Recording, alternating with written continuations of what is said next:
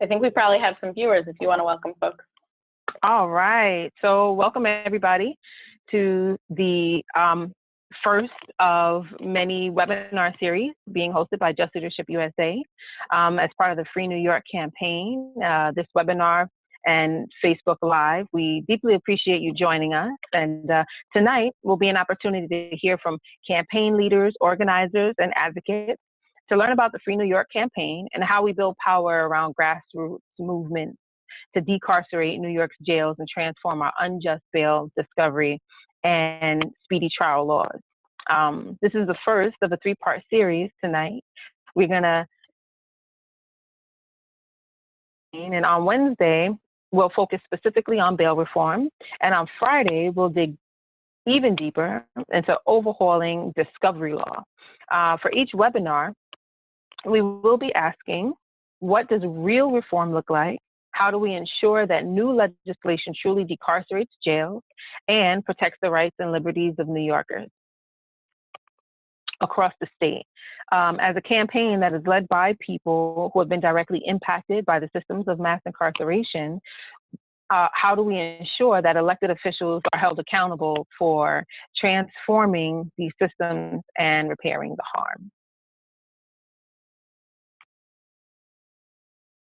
And if you all like to bear with us as we give some light and love to the folks who are co-sponsors of this webinar and the webinars that will be coming, the organizations that we would like to thank are Just Leadership USA, Latino Justice, Citizen Action of New York, the New York Civil Liberties Union, New York Communities for Change, Vocal New York, Brooklyn Community Bail Fund, Legal Aid Society of New York, Brooklyn Defender Service, Bronx Defenders, Color of Change, and last but certainly not least, the Working Families Organization.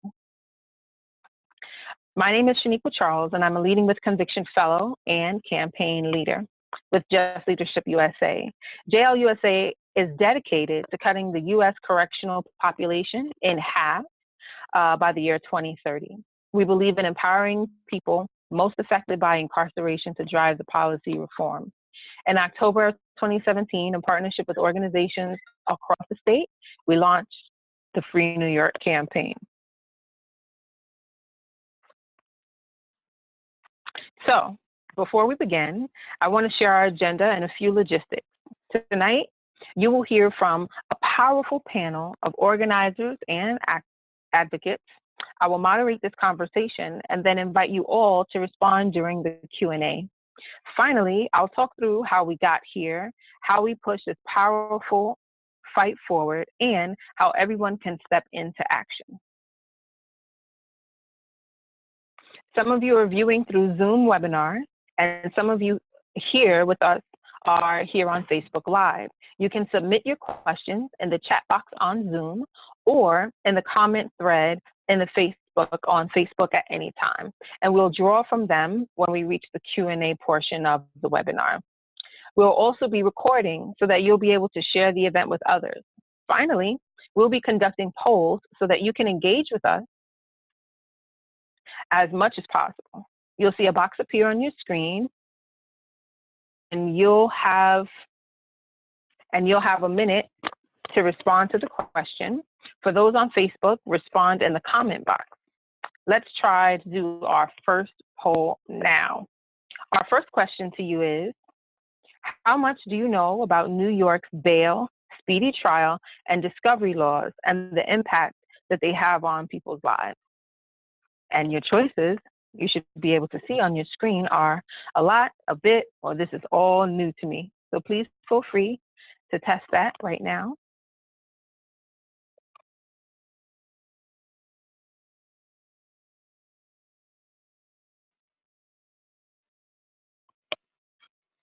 So are we good with the responses? All right, awesome. Thank you for your responses. For those that are a little less familiar with these issues, please don't hesitate to ask any question in the chat box or contact us after the webinar. For those of you who are experts, we hope to hear from you in this discussion. Before we dive into the panel, I want to talk a little bit about why we do this work. New York has a jails crisis. On any given day, there are 25,000 people that are languishing around in county jails across New York State. Nearly 70% of those people are actually legally innocent. They haven't even been convicted of a crime, but remain caged because of our broken bail, speedy trial, and discovery laws. And this, we know, violates the fundamental protections of our justice system, that you're not innocent until proven guilty in this country. In fact, it also has devastating intergenerational impacts on people and their families. And it's not justice. New Yorkers must not languish behind bars while their constitutional rights to due process and fair trial are consistently violated. As the Free New York campaign, we're fighting for a complete overhaul of New York's pretrial system with the clarity that real reform decarcerates jails, ends money bail, protects the Constitution and due process and those rights for all people, ends profiteering in the pretrial system, and protects against the jailing of legally innocent people. Now, before we begin, we do have one more question for you all, and you can answer in Zoom like we just tried a little while ago, or in the Facebook Live thread. Have you or a loved one ever been impacted by issues of bail, discovery, speedy trial, or pretrial?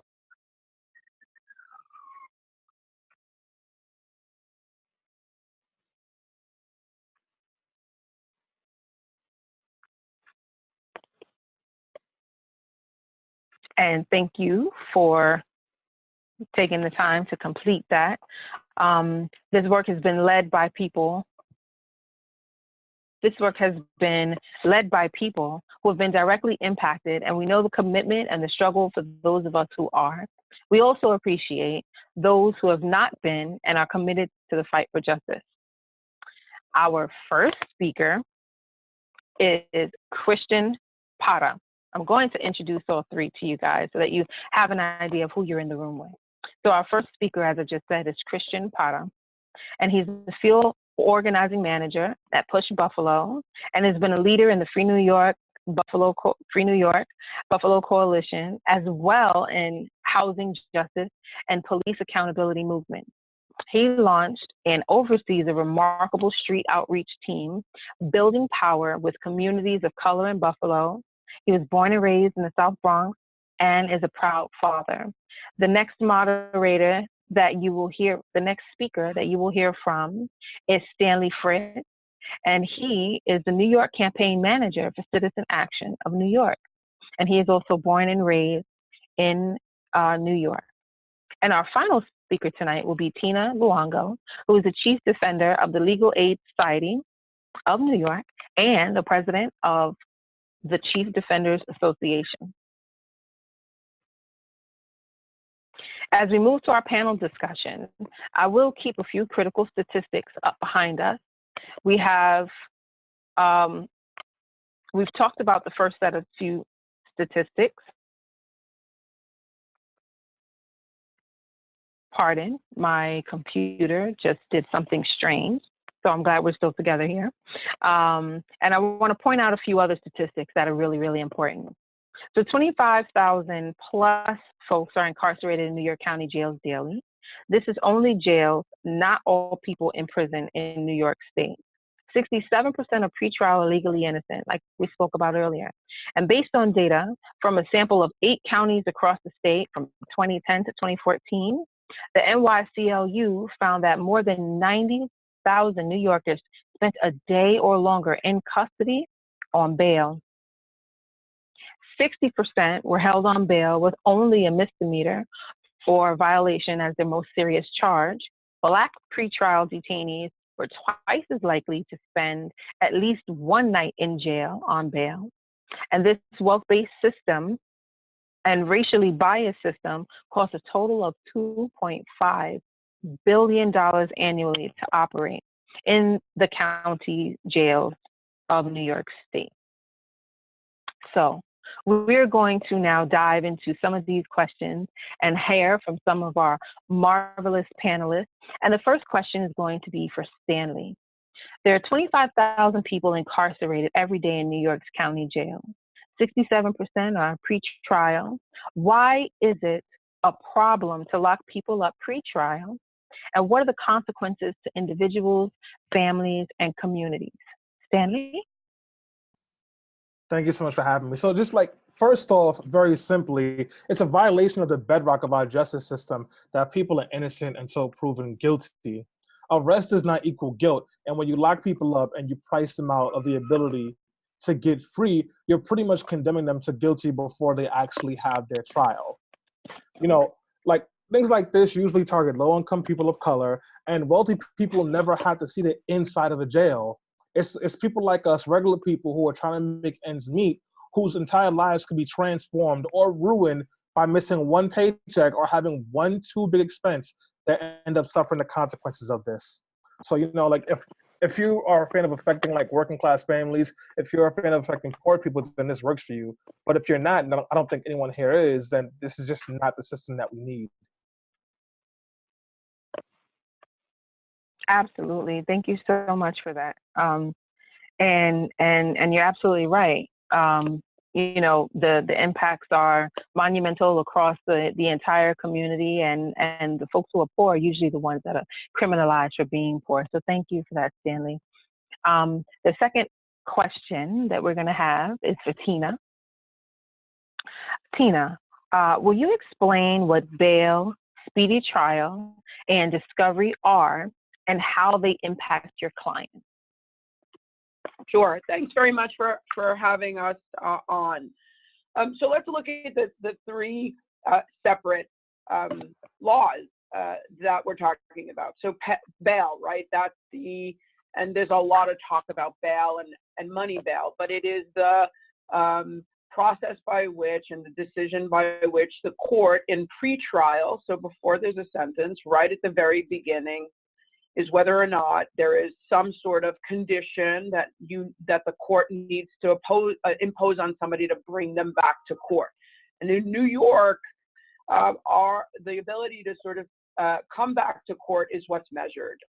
Now, it falls out in New York State that money bail is the primary way in which the courts believe wrongly and unjustly that cash should be the thing that gets people back, right? So that's the bail system, and that's what we're seeking to really sort of press to end money bail and really sort of take a moment to reform the bail system to get people out and home, because they do not need to be home.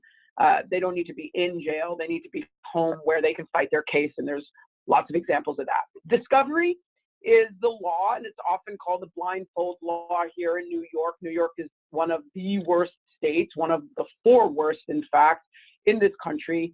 And discovery is the exchange of information, mostly from the prosecutor to the defense and the person who is accused, of the evidence that is against them, the police reports, video, things that you would think, you know, as a sort of justice issue would be turned over right away. Well, in New York State, that is not the case, and the law actually allows the prosecutor to wait, actually even after a trial has begun, to turn over vital things, such as those police reports, videos, or other information that somebody really should have before they're making the biggest choice of their life, whether they should go to trial or not.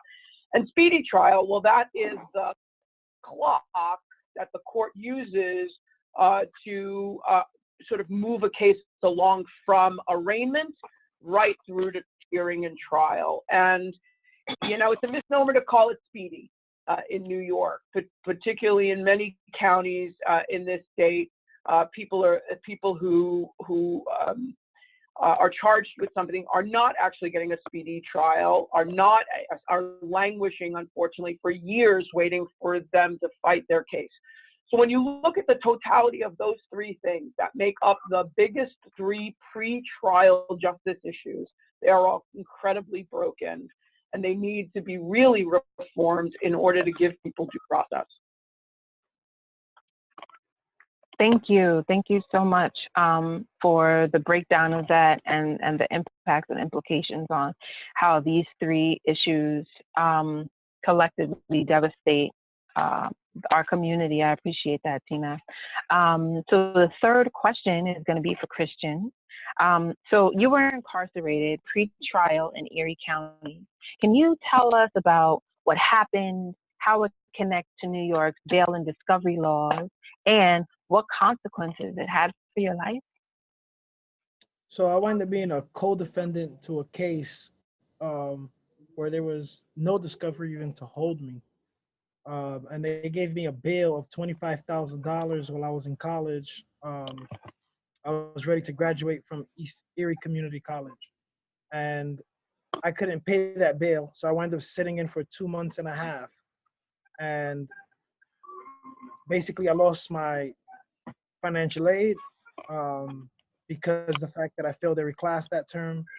And I couldn't get any more financial aid due to the fact that when I was incarcerated, I couldn't get the grades that I needed because you needed a 2.5 GPA in order to continue getting financial aid. So it put me in a position of, what's next in my life, because that case got dismissed and I wound up not getting any felonies or anything. And I was treated like I was a felon. And next thing you know, I wind up beating the case, and I don't know, it messed up a big part of my life because I was supposed to continue going to school. I lost my scholarship to University of Central Florida. And if there was discovery, and especially if there was at least no bail, then I would have been all right. But that bail was too high, so I was not able to get out. Right. So thank you for that. Definitely sounds like you were failed in all three areas. In that instance, which is unfortunately a driving problem for a lot of our people here in New York and across the country. If you don't mind, Christian, I'd love to ask you a next question. And so people sometimes say that mass jail incarceration is just a New York City problem. Do you think that's true? Not at all. If you start looking at the percentages of how much people are actually paying an average for felony bail, and Western New York, it's $14,000. In New York City's around 5,000 to 5,500. And the reason that is because we have the jail space. There's many people getting incarcerated, around 1,200 people a day almost, 64% of them awaiting trial. So you have a big population of people incarcerated in Western New York because we have the biggest facilities that you can think of. So if you think about the problems, if New York City had the amount of jails that we have over here, you could just imagine how much bail would be in New York City and how many people would be incarcerated daily. I don't know, it sucks throughout the whole entire state. And there's different levels because if you look at the average of, once again, the actual bails, they're all different.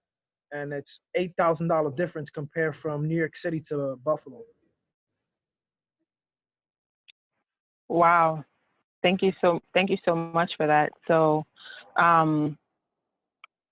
it definitely sounds like it's more than just a New York City problem, and the facts that you're pointing out here where bail alone is pretty much double in other parts of New York State outside of New York City is really poignant, particularly when you think about what the income levels are, right, amongst the counties in New York City supposedly being, some of the highest income. So thank you so much for that information. So we're going to go ahead to Stanley, and what I'd like to ask you is, what are we trying to accomplish as the Free New York campaign, and what is important to know about how we are doing this work? I'd also love to hear you talk about how this work connects to both racial and economic justice, if you wouldn't mind, Stanley. Sure. So, like what we're trying to accomplish, a lot of people say they want to reform the system, and we understand the system is broken, but trying to transform the system so that it reflects something that can actually be just. And how are we going to do that? We're going to be making sure we're censoring people of color, Black women, trans women, LGBTQ. We're going to be making sure that the work that we do is explicitly decarceral. We're not trying to add more people to jails and prisons. We don't need more bodies in a system that doesn't seem to benefit anyone but the very rich and the people who think you can drive economy by arresting and then using prison labor. We want to make sure we're focusing on communities and the most impacted people, because fortunately and unfortunately, the person living on 72nd and West End is not sitting inside of a jail cell on Rikers Island or somewhere in Broome County.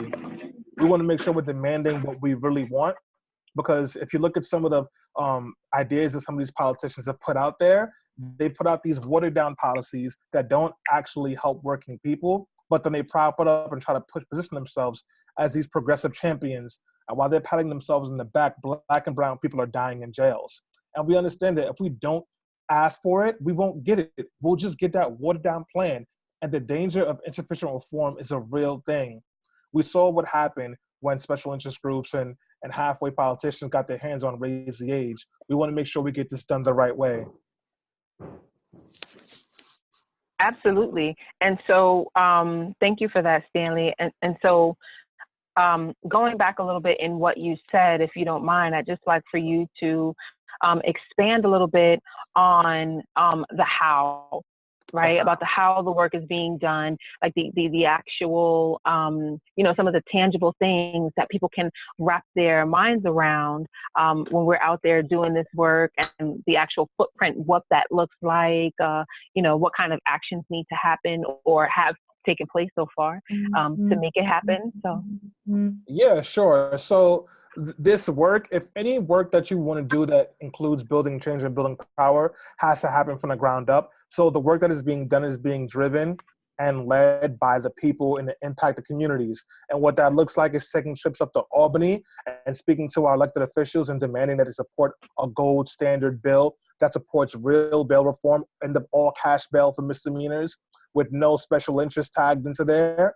That means that we're actually asking for real discovery reform, not something where they say that the prosecutor has to give you information between 1,000 days and 10,000 years. We're asking for real speedy trial, not the one that they give you right now where a trial's supposed to happen, but they force you to plea out. But if we can get it, a real speedy trial like the ones they have in Law and Order, where in the first 5 minutes of the episode, it starts, and between 20 minutes in, you're going to trial. We need real justice. And the way that people can be involved in that is a couple of ways. Right now, there are assembly members who have been skittish on this bill, and you need to be calling your assembly members, but you should specifically be calling some upstate assembly members. So if you're in Albany, if you're in the Hudson Valley, if you're in Buffalo and you're in Rochester, call your assembly members and let them know that they need to be supporting the gold standard criminal justice reform, Free New York bill package. Not anything the governor is peddling, not anything the Republican Party is peddling, nothing but what Just Leadership USA and their partners have been pushing forward. And if you're not upstate, you can still be helpful. We need your energy. We need your power. We have actions happening all throughout the summer. We'll be taking some more trips to Albany. You can make phone calls, and there's always petitions and local actions you can sign up for. I'm sure someone from Just Leadership will put a sign-up sheet in the comments so you can find out ways to get more information.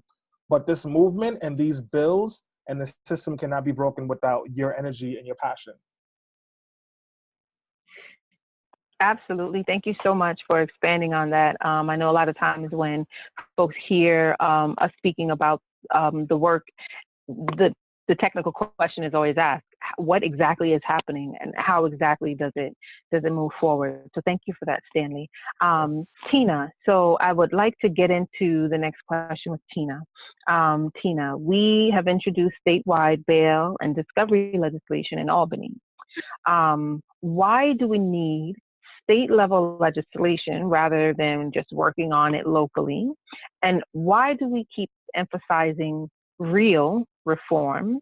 And if you don't mind, what is the danger of partial reform? Sure. So, New York is made up of New York State is made up of a series of counties, right? So right now, for instance, I'll give an example around discovery. So here in New York City, There's 5 different counties, 5 different district attorneys. Well, Brooklyn district attorney, not only DA Gonzalez, but before him, DA Thompson, and before him, DA Hines, all did voluntary open file discovery. And they do it now. Because there's no state law, and in fact, the state law says that the district attorneys can hold back the evidence, the other 4 counties in New York City and many counties upstate, those DAs, they just say, well, I'm abiding by the law. I don't have to follow Brooklyn, right? So there has to be a standardization, and then the only way to do that is force the prosecutor's hands, right? So every single county has a different prosecutor, and you might imagine that they are driven politically in many ways. So another example, right? You can't turn on the sort of news or social media without a DA that feels like a DA and is announcing a new reform in New York around bail reform, right? Not going to ask for bail anymore on turnstile jumps. We're not going to ask for bail anymore on pettit larcenies. And the reality of that situation is actually day in, day out, the public defenders and our clients here in New York City and throughout this state, we're not seeing that. We're not seeing that the DAs are not asking for bail. We could, if every DA in this state wanted to change bail right now, they could. They can stop asking for money bail. End of story. They can start tomorrow. They can start right now. And they don't, right? So you need to force statewide system. And then speedy trial is the same thing. There's a lot of sort of gamesmanship that gets played around people's lives, people who are locked up in our jails, both here in New York City and throughout New York State, that play out where the DA is holding back information and discovery to leverage a plea because the person is sitting in on bail, and then they ask for adjournment after adjournment after adjournment, and they're not really ready for trial. They're hedging their bets because maybe they're witnesses in the wind. We saw that with the sort of tragedy of Khalif Browder, that they never had their complaint, and they knew it.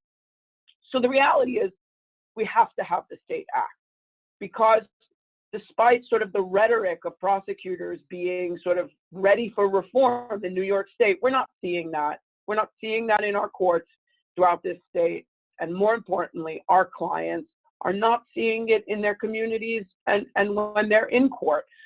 So we need to have it. Why it has to be real is because, look, it's time to end this completely, right? Like, it's time for us to own the mistakes of that past. It's very easy for us to say, oh, we're not going to ask for bail on misdemeanors. Well, you know what? There are a lot of incredibly fantastic human beings right now that are facing felony charges too. So they shouldn't get the benefit. The reality is it has to be full.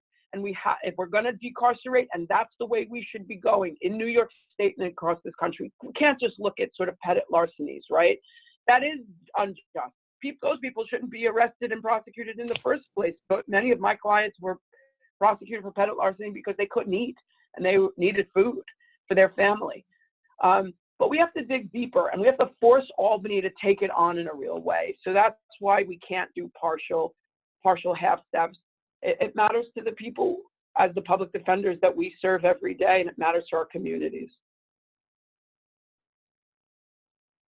Thank you. Thank you so much, Tina. And I think, hearing the actual technical experience, given the fact that you are working day in and day out with people who are directly in the midst of some of these tragedies that happen when we have things like partial systems, where one jurisdiction can do something and another jurisdiction is not bound to have to do that. So, cheers to Brooklyn, right, for having their open and early and immediate discovery. And what you said about everyone not needing to be, not having to follow that is definitely, testimony to why we actually need to make sure that it is statewide and not localized. So thank you so much for that, Tina. Stanley, we're going to come back to you. And on a more personal note, we would just like to ask you, what brought you to this campaign, and what motivates you to do this work specifically? Easy questions today, huh? So I grew up in East New York, East New York and Brownsville, the two parts of Brooklyn that I grew up in. And I have a lot of friends who, when, when we were like 14, 15, 16 years old, they started kind of getting swallowed up by the system. And they'd be arrested. I have a friend, he was smoking weed outside of a building with another friend, and they both got arrested. And I didn't see him for 3 years. He was never charged of anything. He just couldn't afford the bail. So he sat in Rikers for 3 years, and he came out, and he was never the same person again. My childhood best friend, he spent a year in Rikers, and no one's sure what he was charged of. But when he came out, you know what he had? He wasn't rehabilitated. He didn't learn any lessons. He was just a much better gang member. That friend has since passed away. This system swallows people whole. It takes away potential. It silences stories, and it's literally killing people. And I was lucky enough to not get sucked up into that system. But, I have a whole battlefield of friends, family, and community members who were not. And it just, in the space that I'm in, it is my duty. It is my responsibility to speak up and fight and share those stories and do this work. And with this campaign in particular, this is the only campaign that is pushing for this kind of criminal justice, transformation, this kind of bail reform, this kind of speedy trial, this kind of discovery reform. Everywhere else, they're talking a good game about it, but they're not doing it as well. If you look at Jersey, DC, or the other states that have passed something, it's not as strong as what we're just proposing. If you look at Governor Cuomo's proposal, it is weak sauce. If you look at some of the other proposals, it just does not go far enough. And if I'm gonna do right by, my people, my childhood friend, Eric, that, who passed away, then I need to make sure that I'm on the right side of history. So that's why I do this work, and that's why I do it with you wonderful people. Thank you so much. And sorry for the loss of, the person that you held near and dear to your heart, particularly through this criminal, what I like to call injustice system. So thank you for sharing that with us and your experiences. We sincerely appreciate you for that.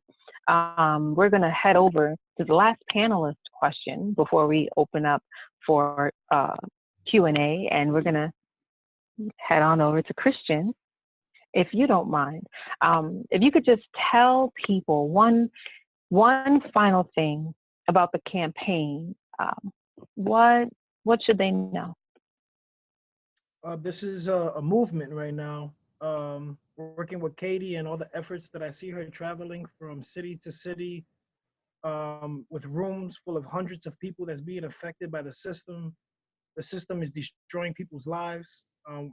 We're putting more money to give to the 1% by our people being incarcerated.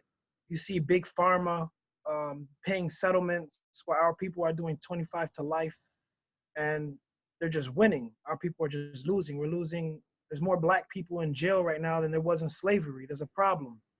We need to make sure that we are actually fighting back the system before the system keeps winning and neoliberalism continues for the last 400 years that our people keep suffering.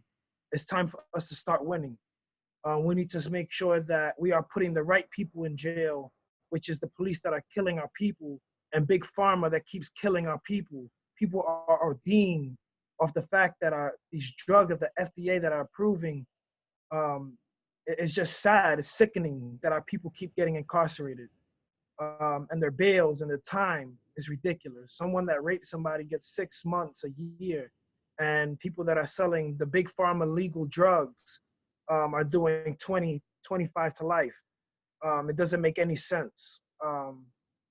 We need to make sure that the people that really need to be in jail are the 1% that keep extracting from our economy, and that lead us to temptation when they can actually create jobs. It's time for jobs, not jail. And Free New York is a perfect example of making sure that cops are accountable for discovery, making sure that the DA is accountable for bail and the things that happen afterwards to these people. And it's not even a campaign that my organization runs, but it's deep to me. Free New York is the future to actually making sure that there's some type of liberation for our people, especially in New York State, because this is not just happening in New York, it's happening in other states. So we just need to make sure that people are starting to stand up and not just sit there. I hope that the Free New York actually passes legislature very fast, because if not, there's going to be more stories like mine. Because I even have another story of a cop basically doing an illegal stop and frisk where I'm not even supposed to be sitting in this chair. I'm supposed to be in a cage, but I beat the case. So, you know, I had 2 encounters of basically being incarcerated. People need to understand what Free New York actually means. It's not just New York City. It's New York State. People of color are under attack, and it's time for us to fight back.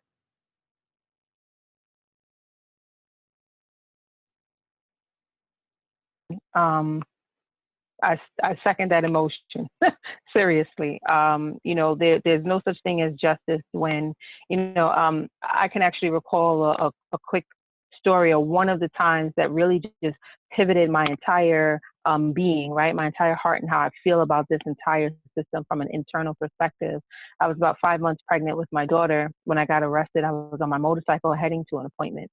And the officers were just so eager to get me up off the bike and take my bike and things of that nature. Now, it took forever for me to conceive Miracle, and, you know, her name is Miracle because they said I couldn't even have any. So to then be, you know, taken off my bike and handcuffed really tightly behind me, when I spoke to the officers and I said, listen, I see that you guys are going to do whatever it is that you need to do, but can you just loosen my handcuffs? There was a gentleman officer and a female officer. The gentleman was the one driving and the female was in the passenger seat. And basically she turned around and said, well, you're on your motorcycle. You must not care about that baby, blah, blah, blah. So at that point, I climbed through my handcuffs and I put my arms in the front seat. In front of me. And when we got to Central Booking downtown Manhattan, when she went to bring me out of the car, she was like yelling and screaming and very upset. Oh yeah, what if my sergeant was out here and I would have had to explain why your hands were in front of you and I didn't give you permission to do that? And, you know, all the while it's like it would have taken all but 2 seconds to, in the midst of you doing your quote unquote job, to treat me as a human being, right? And that's like all of our stories all of the time. We're just never treated like human beings. So I think dignity is like a human right, you know. I didn't even do anything wrong. You're arresting me. There's nothing even wrong here. So Christian, thank you so much for sharing, you know, those personal accounts with us. We are now going to transition into our question and answer period. And I think it's a great time for us to open up the call for other questions our listeners may have. And listeners, please remember that you can type your question in your control panel on Zoom or in the comment section of the Facebook Live feed. And so we are going to head over to take a couple of those questions now. The first question we have is from Jacqueline Mooney O'Brien. And her question is, where can I find some of the data that shows some of the numbers of the 25,000 incarcerated each day in New York City, and 70% are pretrial? Well, we're going to share those data resources in the follow-up email, but we have already put together some links for you, Jacqueline, and we will be sending those over to you, places like the NYCLU website, criminaljustice.ny.gov, ppgbuffalo.org news, and we're going to send those full links to you. So thank you for that question. The second question is actually also from Jacqueline Mooney O'Brien and another person.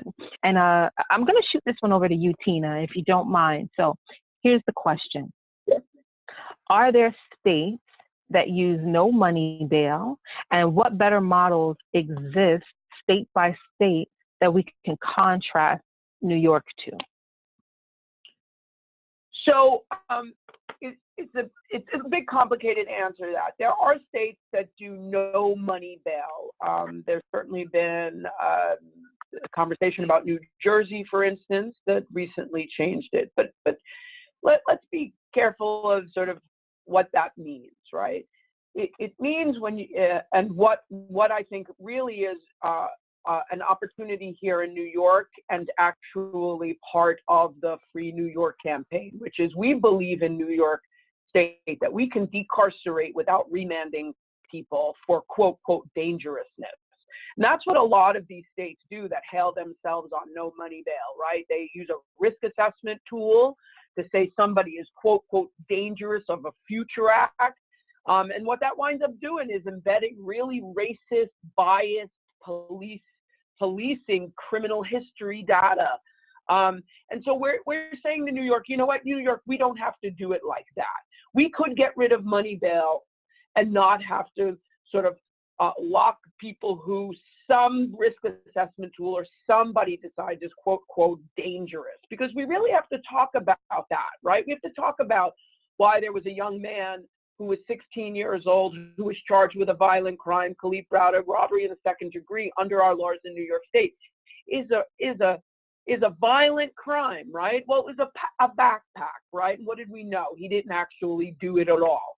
And so we gotta pause here and we gotta say, we want to do this differently. And there is a bill and there is support for doing this in the right way that will actually truly decarcerate and not just swap out people based on what somebody's perception of who is dangerous and who is not.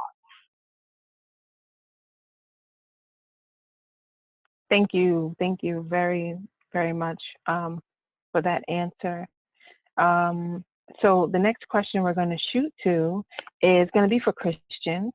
Christian, this question is coming from Stephen Manguel, and he asks for some clarity. Did you say that there was more jail space in Western New York than in New York City?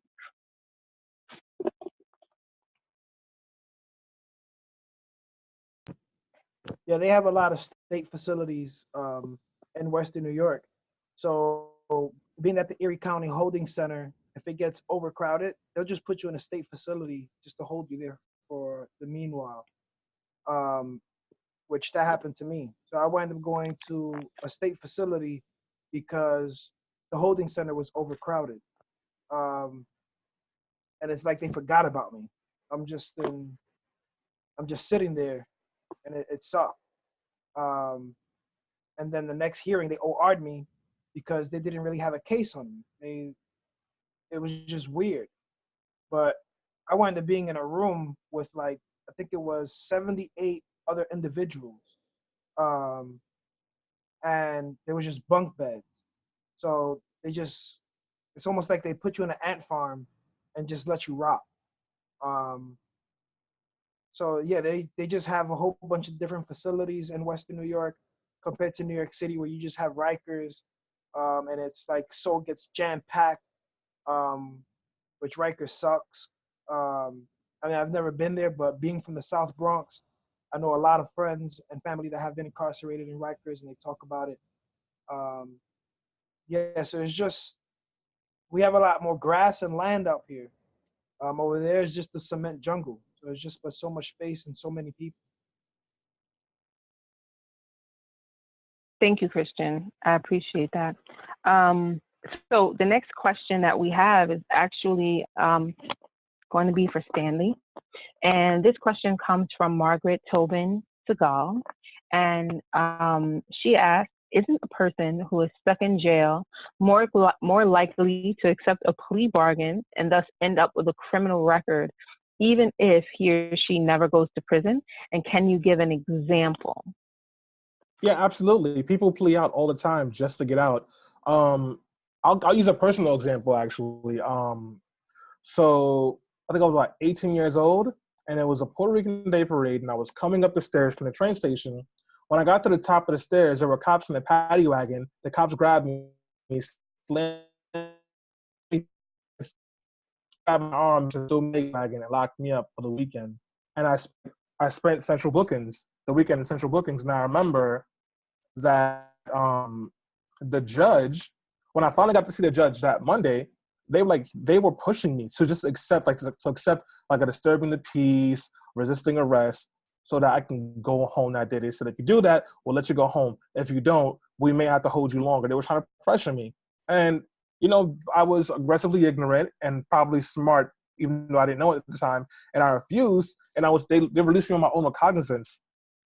But in most cases, people will just plea out. There are people, I have a friend who, he was accused of robbery. He wasn't even in the state when the robbery happened, but they had him locked up. They had a $50,000 bail. He couldn't get out. He did about 10 months in Rikers, and they said, if you plea out right now, we'll just you've done the time already, you can walk out. You'll be on probation.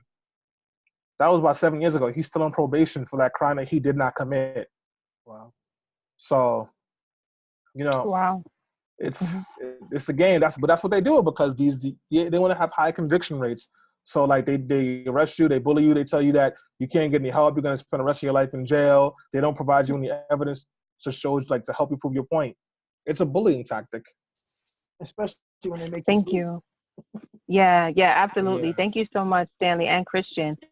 So we have 2 more questions left that are coming from the audience. And because we are running close to the cutoff time, and we like to start on time and end on time to respect everybody, what we're going to ask is that we answer these last 2 questions pretty quickly, which you guys are amazing. So I know we can definitely, do that. Tina, this next question is for you, and it comes from Jacqueline Mooney O'Brien. What are the current deadlines and timeframes for speedy trial and discovery, and what is Free New York asking for?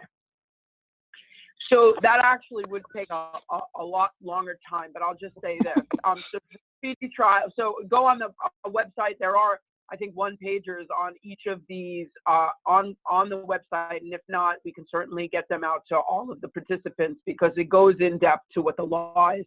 But really quickly, literally, the law for discovery says the prosecutor doesn't have to turn over the stuff until after the trial, until the witness actually is ready to testify. That's what it says. That's pretty intense, right? When you think about somebody who might have been arrested 10 months, Stanley's friend, 10 months, I'm waiting for something to make a decision. Had he gotten that information, he wouldn't have had to take that plea. His lawyer would have advised him not to, and he would have made a better choice. So that's the type of stuff. In speedy trial, it's really, really complicated, but certainly if people reach out, we can get them the information.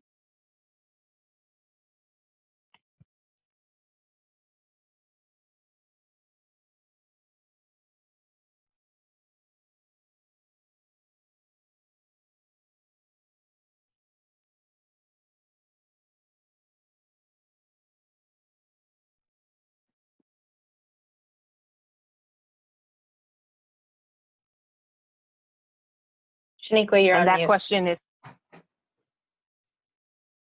can you guys hear me?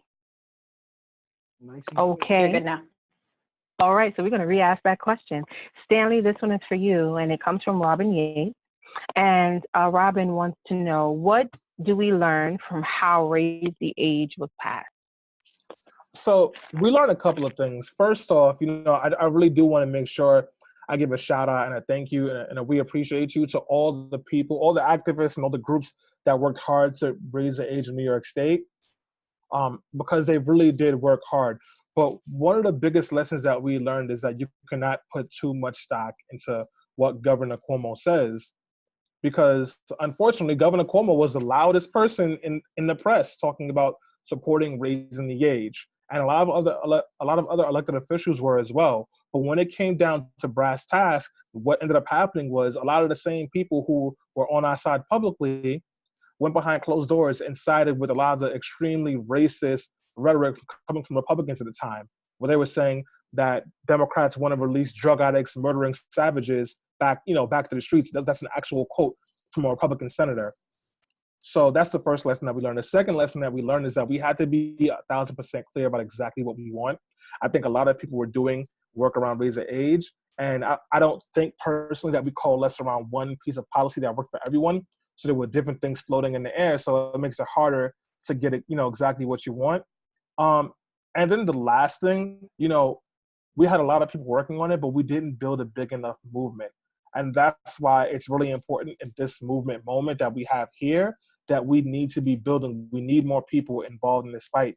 If you're listening and learning about this for the first time today, get involved. Because if we don't have your voice, there's no way we can win this.